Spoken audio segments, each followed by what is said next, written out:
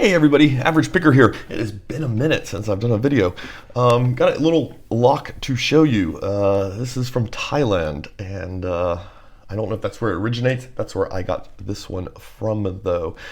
It's the interesting thing about it more is the key and what it does. I have picked this lock a few times. It is being a little camera shy today, though, and I'm coming off a bit of a hand injury, so I'm just getting a little bit of cramping and stuff. We'll probably do a little bit of picking on it at the end, but really what's interesting about this is more the key. So I just figured I'll show you that and we'll go from there. So yeah, let's flip the camera around so you can see what's going on with this thing. So this is the, I don't know what, I'm gonna mispronounce it, Antoon, I guess, lock. And you can see we've got 3 sets of pins. We've got these here, then we've got a set right about here, run to the back. I'm trying to get some light down in there, you can see. And then we got these top ones. These top ones do seem to set. I thought initially maybe they were just for key control. I do get some clicks off of them. There's no false gates or anything like that going on in here. Big wide open keyway, and that's because the key is the interesting bit about this. So the keys look like they're from some kind of sci-fi movie. They look really, yeah, just kind of heavy duty. These crazy little rollers, and these are rollers, they do spin. So you can see we've got our set across the top, and they are cut a little bit differently there. We've got a little bit shallower, a little bit deeper cuts. But yeah, don't get too excited about this middle bit. This is really just a bizarre, clever way of dealing with side pins, right? So you can see we've got some different depths there, from that one to that one.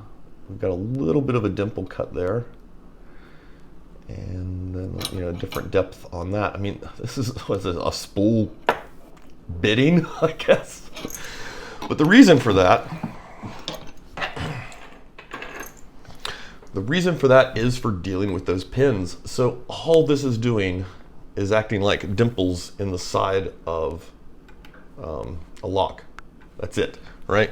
I mean, let's pull one real quick.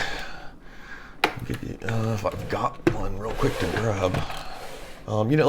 Think like a queso or something, where you've got the pins here and then you've got dimple cuts there. But if you see, those pins are at an odd angle. So you could make the key like a normal key, right? And you could cut angled dimples in, or you just make your key super thick and you use these little bearing things to act as the bitting, and that's all that's happening. So when it goes in, so these are just rolling and setting according to those depths, and those pins down here at about the 5 o'clock position are just rolling in and catching the depths on this part. All right? So instead of making our dimple cuts on the side of a key angled, it's just sharing it with those rollers across both of those. So, I mean, what that sort of means is more or less these are going to be probably exactly the same depth cuts, right? Now, maybe they're triggering a little bit differently just because of the part of the curve it's sitting on. I couldn't really tell picking the right side, at least with the way my hand is right now, is definitely the more difficult side to pick. That kind of 5 o'clock position, it makes that rotation onto them just a little more difficult. I mean, it's not bad, but that's a little bit harder to do than just right on the side, especially once you have it under some tension.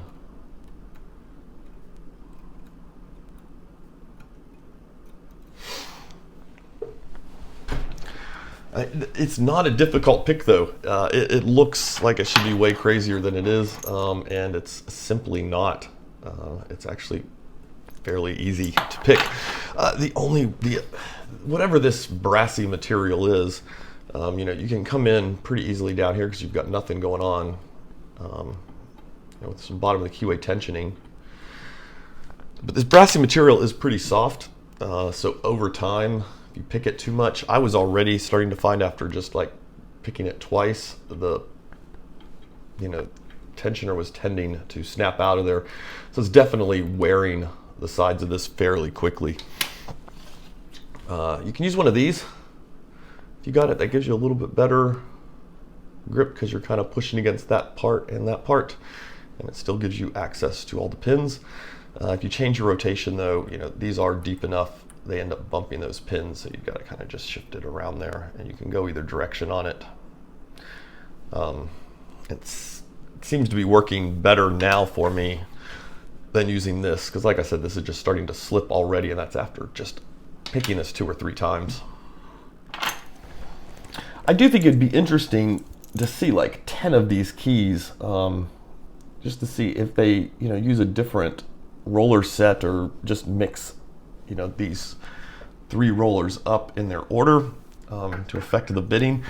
But honestly, for what you pay for this lock, at least what I did in shipping, it's not worth getting 10 of them.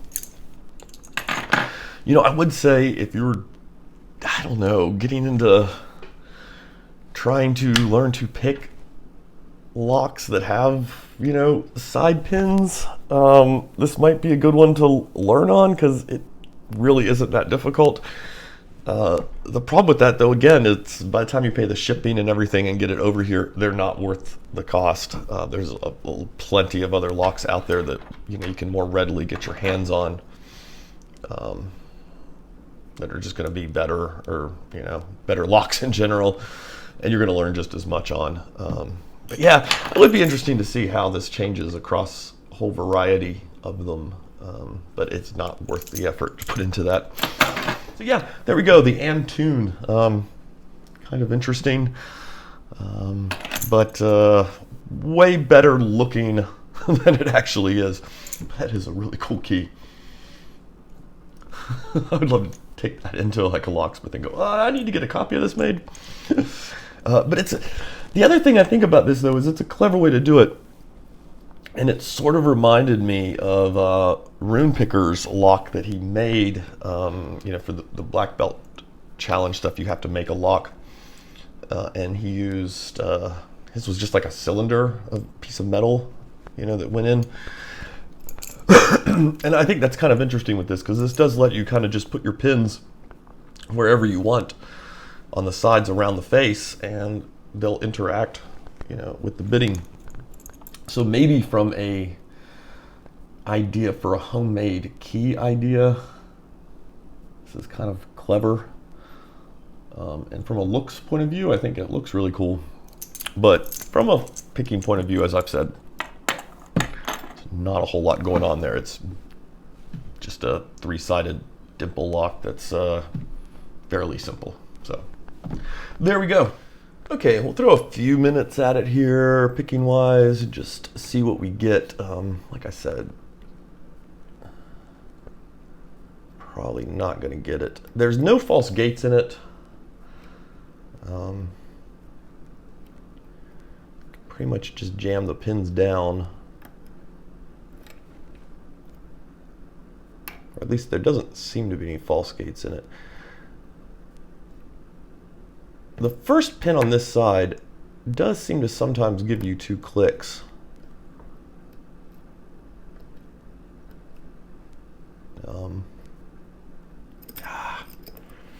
This is the problem for me right now, is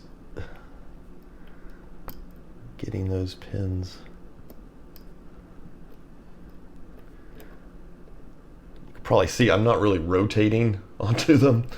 What I'm trying to do is just press in on them. That's just, my hand is not being great at the moment.